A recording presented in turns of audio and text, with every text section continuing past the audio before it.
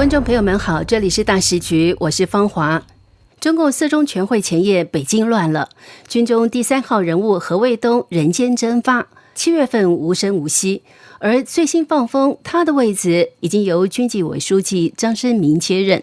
据多家海外媒体分析，张升明长期与张又侠关系密切，被视为同属陕西系，这意味着军权正从习近平手中回流到张又侠系统，这不是调整，而是内部接管。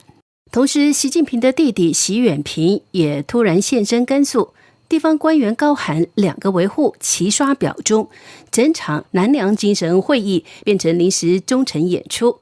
兄弟一个称军，一个称长，中南海里的火已经烧到外面。而在民间，一首丧歌没出席刷爆全网，睁眼说共同富裕，闭眼叹全民负债，唱的人在笑，听的人在哭。北京这回没封，因为可能封也封不住了。那么同一时间，央视在节目里亲口念出8月15杀共匪，全网炸锅，国际媒体转播，中共最怕的话从自家嘴里说出。而在思想层面，李承鹏的一篇文章掀开真相，红色江山是红色家族的，其余人全是立功，这句话成了压垮沉默的最后一根稻草。海外评论员宋华福更警告，本世纪最大的黑天鹅事件就是中共的垮台。军心动摇，家族压场，官媒翻车，民怨爆棚，思想觉醒。在四中全会倒数的这一周，中国正进入一场谁都无法预测的政治地震。中共四中全会即将召开，中共军委副主席何卫东的名字再次冲上政圈热搜。他的失踪时间可以精确地追溯到2025年3月11号。当天，中共全国人大闭幕会刚结束，何卫东从会场返回8·1大楼时就被当场带走。这一消息最早由旅美前媒体人赵兰健在 X 平台爆料，并迅速得到《华盛顿时报》、《新闻周刊》等多家美国媒体的跟进报道。美方情报部门甚至直接认为这是一次军中政治清洗行动。从那之后，何卫东彻底消失在公众视野，他的住所遭到抄查，国防部官网上与他有关的报道也在短时间内全部清空。到了10月15号，国防部干脆把高层栏目直接撤下，再去搜索何卫东，只剩下2条旧链接，而且点进去全是404。这种彻底抹除的手法，在中共的权力斗争史上并不罕见，往往意味着此人已经被正式处理。从3月中旬到9月底，何卫东缺席了中共政治生活中几乎所有重大场合。这种集体缺席的画面，比任何官方公告都更能够说明问题。3月14号，反分裂国家法实施20周年座谈会，他本该作为分管政工的副主席出席，却没有现身。4月初到4月底，从军委直属活动、中央周边工作会议到双拥大会与政治局集体学习，他都没出现在镜头里。6月8号，前副主席许其亮的告别式，何卫东连花圈都没送。9月3号，北京大阅兵，他再次缺席。9月30号，中共在天安门广场举行例行献花仪式，政治局委员几乎到齐，唯独何卫东未现身。这一连串的缺席不可能用身体不适来解释，更像是一场早已展开的军中整肃。为什么拖这么久不公布？3大顾虑让北京能拖就拖。北京迟迟不愿公开宣布，原因主要有3个。何卫东是习近平亲自破格超速提拔的头号心腹。他在2022年之前只是东部战区司令，既不是中共中央委员，也不是政治局成员。但在中共20大上，习近平一口气把他从战区司令提到中共中央政治局委员、中央军委副主席，成为军中仅次于习和张又侠的第3号人物。结果短短2年就出事了。继魏凤和、李尚福、苗华3人落马之后，这相当于砰的一记重拳打在习的脸上。官方自然不愿在中共4中全会前制造这一种尴尬的场面。根据4月中央军委内部传达的机密文件，何卫东与苗华被定性为拉帮结派、搞政治团伙，严重破坏军队政治生态，甚至被形容为大奸四中，罪不容赦。这种定性已经超越了单纯的贪腐，接近政治野心家的标准，让人联想到当年的中共军委副主席郭伯雄、徐才厚案。海外媒体还提到，一批与他关联的现役上将、司令员也被牵连。这种情况下，中共更不会轻易公开细节。过去3年清零政策让民怨积压，如今经济不振，民间怨气大。要是再让军人和老百姓知道，习亲自提拔的军中自己人也在大贪特贪，这股怒火可能会往政权本身烧去。就在外界以为官方会继续沉默之际，10月16号，旅居澳洲的自媒体人蒋网正在视频中爆料，何卫东的这个事明朗化了，至少在任期内他是平稳退的。他还明确指出，中共中央军委副主席一职已由张升明接任，而并非此前外界传闻的刘振立。据多家海外媒体报道与时评分析，张升明出身军中纪检与政工系统，长期在军委内部负责查处与监督工作，被外界普遍认为与张幼霞关系密切，同属陕西系背景。不过目前并无官方文件证实他隶属张幼霞派系，上述的说法主要是来自舆论与分析人士的观点。蒋网正在视频中坐在一块写有壮志凌云并有署名习近平的牌匾前，颇有一种奉旨做自媒体的意味。这也让外界认为他的消息很可能是北京故意释放的定调信号。张升明此前是中共中央军委委员、军委纪委书记，属于掌握纪律与人事审查大权的刀把子。他接替何卫东，意味着习可能选择以技术性调整的方式平稳完成军中高层换防，而不在中共4中全会前掀起新的政治风暴。10月13号，甘肃召开南梁精神研究会成立大会，并办南梁精神与统一战线研讨会。省委书记胡长生出席并讲话，省长任正鹤主持。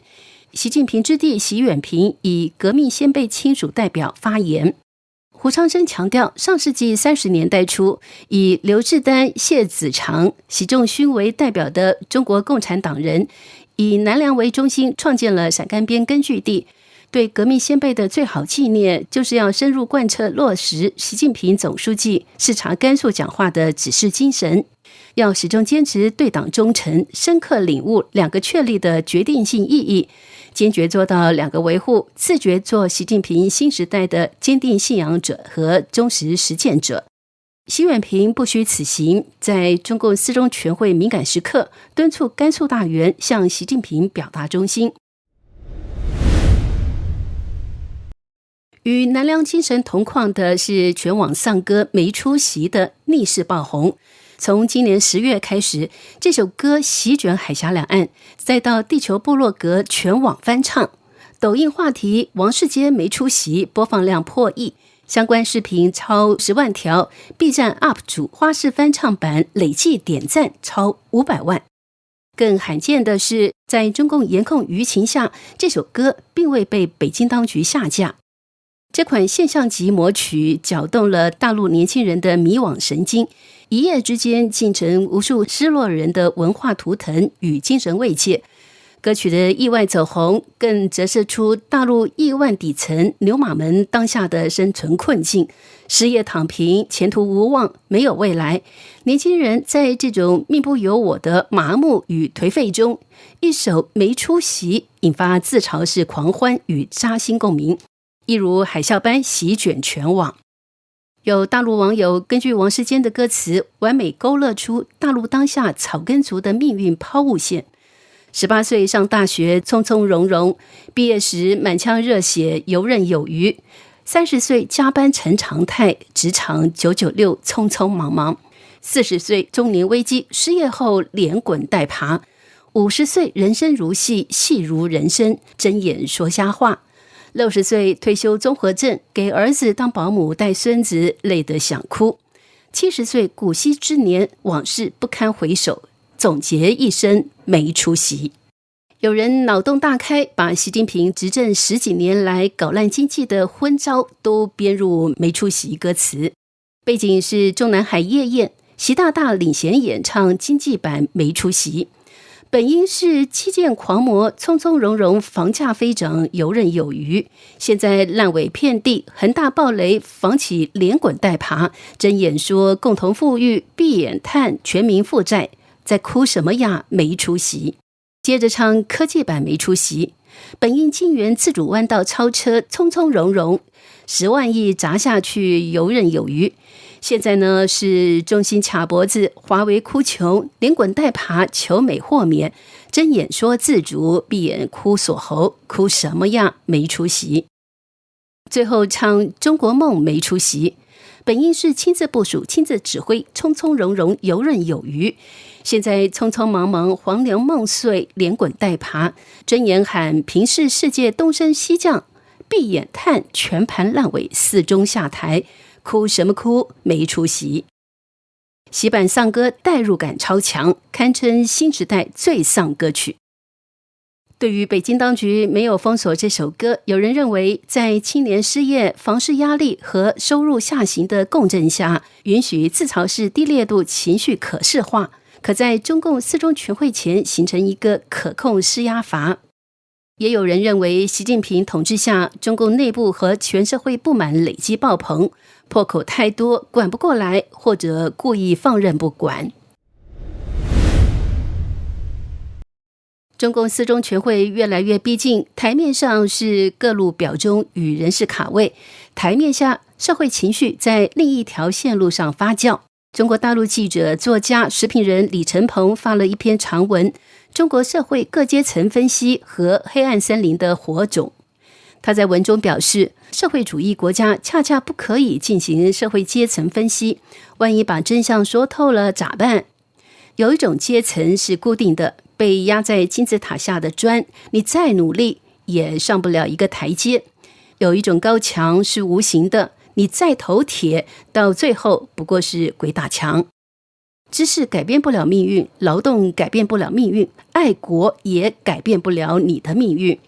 最近流行一个词叫立功，还有个词叫立功梭哈，指的是没社会地位也不占有任何资源的劳动力低阶生存，一生劳碌，最后颗粒无收。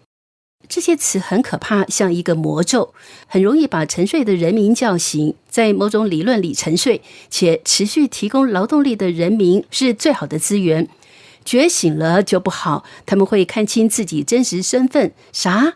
我不是共产主义接班人，而是人形电池，行走的肉矿。他们开始东想西想，思考自己的权利，找哪个部门索要，这就太糟糕了。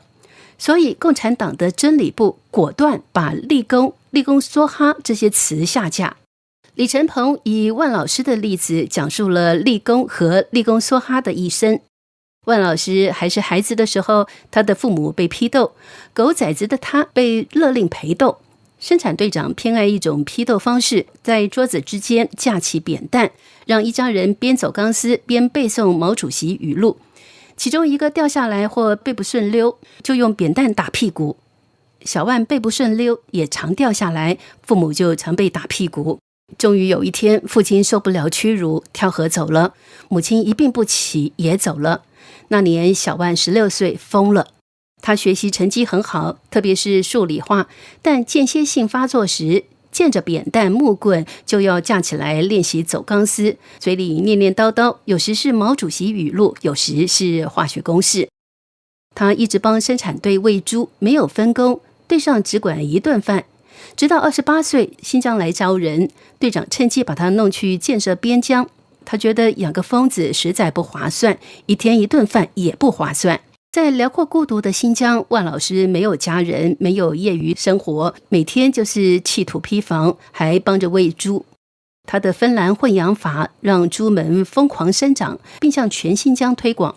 但学校没给他教师待遇，疯子不能有正常待遇，只管1日3餐，外加每月5元补贴。万老师并无怨言，除了间歇性发疯，是最优质的立功。中国人在改革开放后过几天好日子，但大部分的社会资源被中共红色家族垄断，改革的红利大部分流入了那几百个红色家族的腰包，而中国人被房贷、车贷搞得负债累累。当习近平大搞国进民退后，外资纷纷撤离，工厂倒闭，人们纷纷被降薪，甚至失业，被重新打回奴隶般的立功梭哈的状态。10月11号，福建厦门公安部发布悬赏通告，指称台湾国军新战大队18人涉违法，并公开这些人的姓名与照片。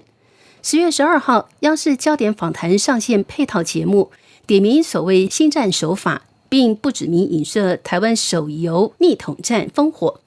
片中一位厦门公安对着游戏画面说：“我们当时看到他的时候十分震惊。”还当着全国观众逐字念出游戏里的口号：8月15杀共匪。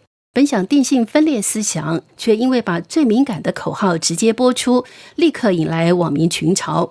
央视根本免费替游戏打广告，台湾与港台媒体也以央视喊出关键词为题，强势放大，效果远超一般游戏宣传。更巧的是，逆统战烽火，官方在 X 上顺势致谢，还推出到厦门领月饼字条等游戏内彩蛋玩法，等于把央视的镜头转化为圈粉活动。事件发酵后，评论区出现了2种典型声浪：群嘲路线，捡最刺激那句做宣传，不说我还真不知道有这游戏；逆向好奇，不少原本不玩游戏的人开始搜索下载或关注玩法。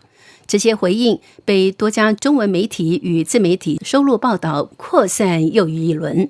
那么与此同时，大纪元刊登了宋华福的文章《本世纪最大的黑天鹅事件即将来临》。文章指出，中国共产党这个100年老店从成立以来，就在和平时代通过独裁统治、舆论造谣、专制暴力的阴险毒辣手段，无辜害死了上亿的中国人，还有成千上万的世人也受到了各种各样的迫害或打压，包括在各种政治运动以及冤假错案中冤死的人，比如3反5反运动、反右运动、文化大革命运动、反腐败运动、6·4学生运动、法轮功事件、西藏事件、新疆事件、香港战中事件、新冠疫情国际事件等等。随着真相的曝光和传播，中国人渐渐觉醒，现在已经有4亿多中国人纷纷用化名在媒体上公开声明要退出共产党、共青团、少先队组织。中共这条船已经因这几亿人的退出而倾斜了。那么本世纪最大的黑天鹅事件，那就是中国共产党的倒台。这里是大时局，感谢您的陪伴与思考，请订阅分享并打开小铃铛，一起在动荡中坚守真相，在黑暗中点燃希望。